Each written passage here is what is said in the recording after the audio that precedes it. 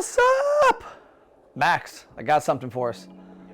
So yesterday, Mother's Day's coming up in 2 weeks? Yesterday, you got to get a gift. You got to plan something. So yesterday I got an email. I started getting the trickle in emails of restaurants doing Mother's Day. And it hits me because I've seen the results of both sides of it.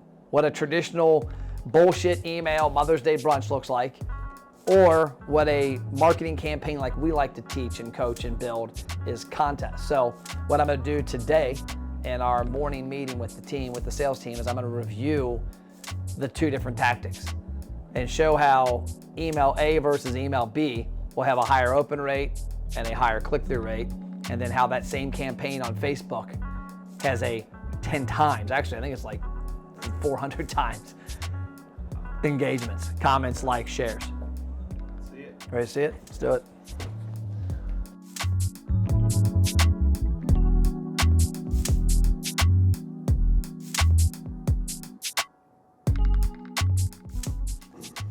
You rolling? Okay, let's talk about the different types of marketing you can do with regards to email and social media. And this is a key element because what does the R stand in ABR? Drew. Teresa said it, see? Look at that, doesn't listen. 500 push-ups. No, I'm just kidding. So the R stands for retention. Attract, build, retain.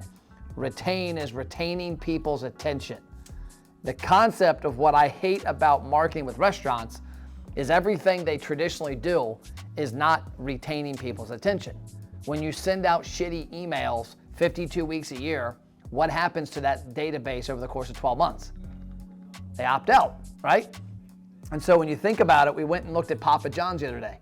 Papa John's had 6.6 million followers. Basilio's had 4,600.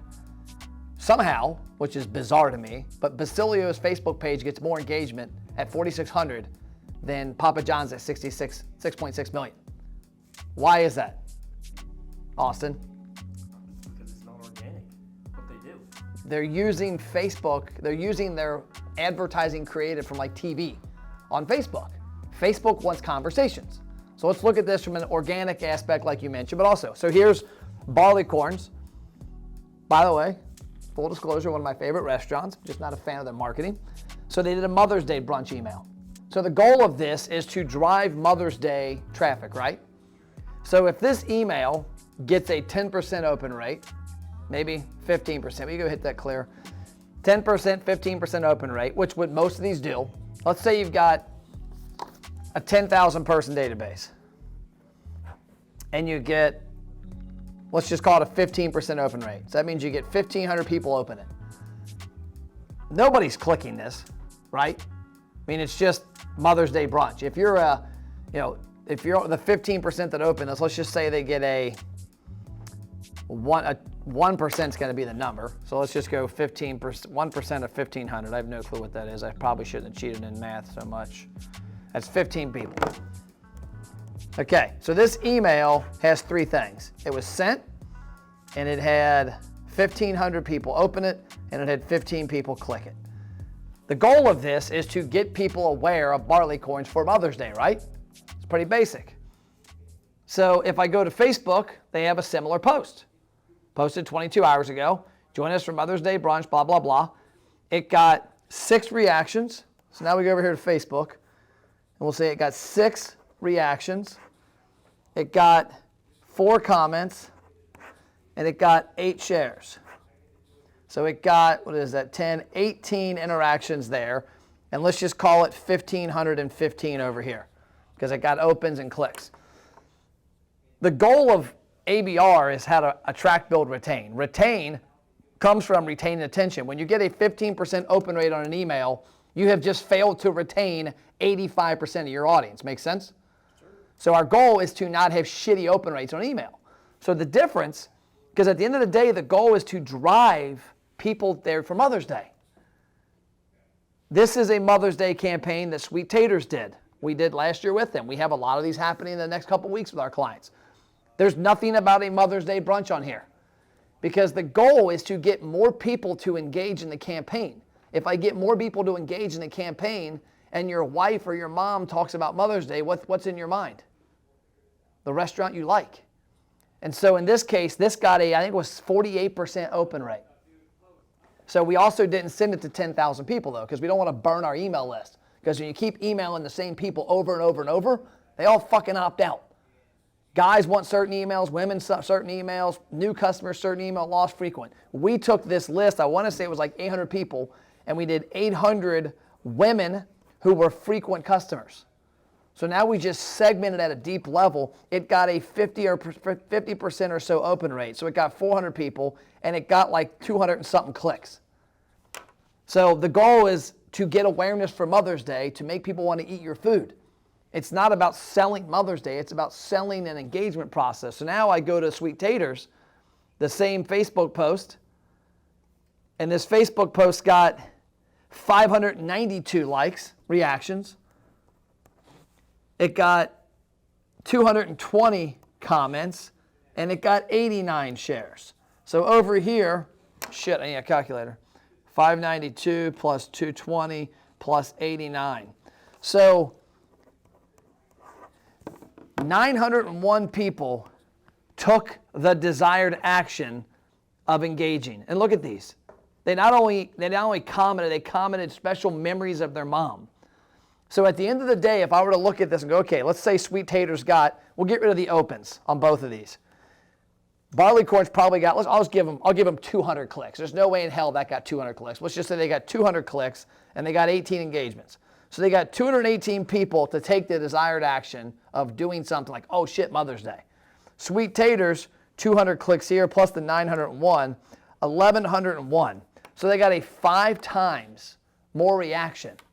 And they didn't try to sell food. What's going to happen though is the more times you do this, the more times, if you do the same thing 52 weeks a year, and the difference there is 800 times 52. What does Dave Ramsey talk about stacking? Compound interest? Cash. Dave Ramsey's entire concept is living a debt-free life, right? And he talks about saving up cash. I'm like the opposite of Dave Ramsey, by the way. But he talks about saving cash, stacking cash. So if I take $100 every week and put it in a beer mug in my house and don't touch it, in a year I'll have $5,200. If I take it out every week, I don't have it. Well, the same is with attention, that if Barleycorns or Sweet Taters, if Barleycorns continues to do emails like this, they will do the opposite of stack attention, because they will start, let's just say January 1st, let's say the first week of the year, they start with 10,000 people on their email list. They will lose probably 5 to 10% of their list every week the next 52 weeks. And we know most restaurants don't do a great job of acquiring data for their email list. So they're outpacing their adding by subtraction, but also they lose open rate. Their open rate, if they were brand new, would go at 50% starting off and would end up at 15. Whereas on the other end, if you don't bash your database over the head every week, and you segment, and 1 week it's women, and 1 week it's men, and 1 week it's this, and 1 week it's this, and it's not about Mother's Day brunch. So at the end of the day, if they know, like, and trust your restaurant, and they're going to choose you for Mother's Day, the more you're top of mind. And so when you do stuff like this and you get 800 more engagements, 52 weeks a year, that's 41,000 people. What's the number I always say restaurants have to make an impact on to have a 6-figure difference? 600. If you get 600 people to consistently engage in your email, text, Facebook, Instagram, TikTok, YouTube, LinkedIn, Snapchat, MySpace, in-store marketing, 600, you will do that. This right here shows you 41,000 engagements annually by simply engaging with customers in a different manner. Instead of saying Mother's Day brunch, Father's Day brunch, March Madness, a lot of our clients, the Super Bowl, most restaurants said, hey, come in for the Super Bowl, order your wings, order your food. Everybody got those emails, right? In our instance, we talked about guess who's going to win the big game. Because now all of a sudden your email open rates triple, your click-through rates 10 times, your social media comments are 500 versus 5. You do that consistently and you retain. Attract, build, retain. If you attract attention of people and build a database and then suck at using the database, you're not going to retain them. Griff, that makes sense? He doesn't speak English anymore. He just nods his head. Yeah, well, it was better than not answering. Yeah, Okay. Makes sense. Cool. Teresa, give me a takeaway from that. I love the numbers, 600 and you make six figures. I mean, that's big. That's huge to me. You think about that. 89 people shared a post versus 8. 220 commented with a picture of them and their mom versus 4 people commenting. Ryan, what sticks out to you? The email, getting people to engage and talk to you versus just putting shit in their face. Yep. Luis. For me, there's a humongous difference because one is about selling, the other one's about engagement. Nobody wants to be sold to, but everybody loves to buy. I agree. Drew, takeaway. Giving the customers an option to tell you about them. Customer to engage and say, hey, here's my mom. Yeah. Well, barleycorn is so traditional. They sent that to their entire list, like you said. Yeah. And then what Sweet Taters is doing with us, it's more personalized. And it just shows with the numbers. People engage with those things. It's not generic. It's not hope and pray. It's segmented. It's Well, exactly what we think about preach. it. Think about a database. If I look at my family, let's just say a restaurant had Matt Plapp's family on a list. All right, let's just say this table. So I've got Sierra is a married woman. She has a husband that's a married man. You have no kids. My wife is a married woman with 2 kids. I'm a married man with 2. You've got like what, 19? How many kids do you guys have? 3? 4? So married man 4. And your kids aren't old enough to be on email and text. My kids are. So now I've got a daughter who's almost 20 and a son who's 18 in a couple days. And then I go to Austin. You're a single dude, single man. You're a married man with 2 kids. So if you look at that, if all of us get the same email, what is the likelihood of us having a sniper's approach to marketing? Like an email that's pink, for example, might not resonate with Matt. A blue one might not resonate with my wife. My daughter, who's 20 years old, wants to know what bar she can get in illegally, probably. My son, who's 18, doesn't actually probably want to be bugged at all. You know, Here's Chipotle. yeah, just wants to know Chipotle and how to order online because he does it like 5 times. He did it last night. So yeah, last night, 10 o'clock at night. You know, my wife wants to engage differently. You know, something that if you were to send an email about highlighting the athlete in your life, who's the high school star in your life, click here to tell us. You don't have a high school star in your life, probably. No. Exactly. So that email's not going to resonate. So what happens is if you look at 52 emails and you do a Mother's Day email and you've got that going to dudes, they don't give a shit for the most part. Women are more likely to engage in that. You do something with the big game, guys are more likely to engage in that. You do something for college night, as much as Drew and I would love to go party at college night, probably not a good idea. And so you just kind of trickle down. That's why I'm so adamant that attract, build, retain, that when you build a database, no matter what you're using, you have to segment it based on me, male and female. The next one, new, frequent, or lost, because we haven't even covered that. Because somebody that says Mother's Day brunch, unless they've become a customer of Barleycorns and love Barleycorns, they don't give a shit about Mother's Day lunch. Is anybody taking their mom somewhere they've never eaten? Unless you've got massive reviews and trust on it. But if it's a restaurant, you're like, yeah, okay, I kind of like it.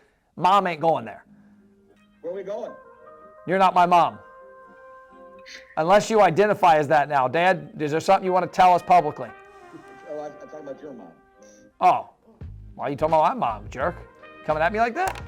So that's all we got, guys. That's my version of radio school. And so for the studio audience, radio school is what I grew up in the late 90s. Terry Dean, WGRR, taught us every morning for about 3 months. I think Jimmy LaBarbera, a buddy of mine, was in it with me. And we talked about the things we needed to know so we hit the street to help restaurants and businesses buy radio advertising more effectively. Because honestly, I was a moron when I started. Probably still am a moron to some extent. But one of my goals with our meetings we have every morning is to teach our team upper level stuff so they can not only be in a sales capacity with restaurants, but also be in a consultative manner so that when they see that Mother's Day email come across, they can say, hey, you might want to think about that only going to your women. You might want to think about that only going to your frequent customers. You might want to think about changing that to a Mother's Day contest, because at the end of the day, the goal is for that email to drive more Mother's Day sales.